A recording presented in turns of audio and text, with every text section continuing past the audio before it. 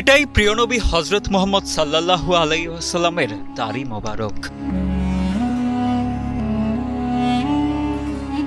ফরিদপুরের এই মসজিদটিতে এখনো সযত্নে সংরক্ষিত রয়েছে প্রিয়নবী হযরত মুহাম্মদ সাল্লাল্লাহু আলাইহি ওয়াসাল্লামের দাড়ি মোবারক। প্রিয়নবী হযরত মুহাম্মদ সাল্লাল্লাহু আলাইহি ওয়াসাল্লামের দাড়ি মোবারক, হযরত আলী রাদিয়ানহু, হাসান ও হুসাইন রাদিয়ানহু এর জুলফ মোবারক, বড় পীর আব্দুল কাদের জিলানী রহমাতুল্লাহি আলাইহি আনহুর পোশাক সহ ইসলামের প্রাচীন নিদর্শনগুলো।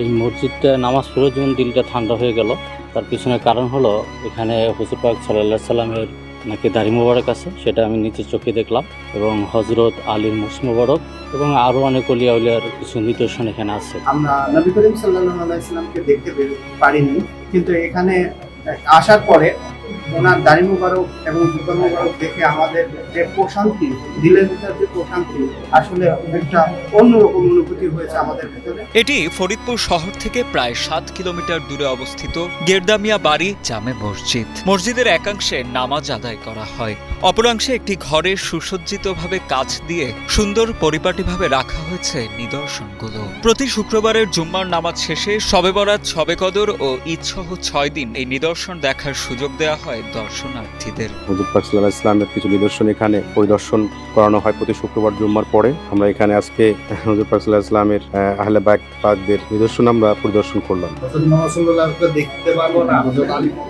আলাইহিস সালামকে দেখতে পারবো না, কিন্তু বাস্তবে এসে তাদের এইগুলো নিদর্শন দেখে আমার মনে এমন শান্তি লাগছে যে আমার বলার কিছু নাই। জানা যায় শাহ আলী বাগদাদী রাদিয়ানহু ইসলাম প্রচারের উদ্দেশ্যে 900 হিজরিতে দিল্লি হয়ে ফরিদপুরের গেরুদায় বসতি গড়েন। 1013 হিজরিতে তার সাথে নিয়ে আসা পাথরগুলো দিয়ে নির্মাণ করেন মসজিদ।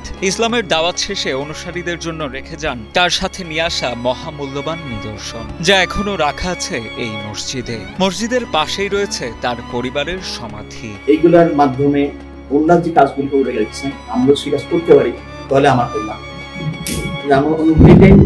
এটার মাধ্যমে আমরা এমন এক শিক্ষা নেব যে আমাদের জীবনটা ওনাদের মতো করতে পারি, করতে পারি। তিন সাহাবার নিদর্শন আছে, হাসান হোসেন। এই জন্য সাহাবারা যেভাবে অনুসরণ করছেন, আমরা সেইভাবে সাহাবারা যেভাবে তার জীবন গঠন করছেন, আমাদের সেইভাবে এইগুলো দেখার মাধ্যমে আমরা এগিয়ে চলছি। স্থানীয়রা জানান, ঐতিহাসিক মসজিদটি ইসলামের ইতিহাস বহনকারী এক অনন্য কেন্দ্র, তাই এর যথাযথ সংরক্ষণ ও পর্যটন উন্নয়ন জরুরি। নিয়ামতের আঙ্গিকে এখানে যদি আরো বড় পরিসরে মানুষের খেদমতের জন্য, ইসলামের খেদমতের জন্য যদি আরো ব্যাপক আকারে বিস্তার লাভ করানো যেত, শিক্ষা প্রতিষ্ঠান, বিভিন্ন ইলমে দ্বীন শিক্ষার একটা প্রাণকেন্দ্র হতে পারত ফরিদপুর অঞ্চলের ভিতরে।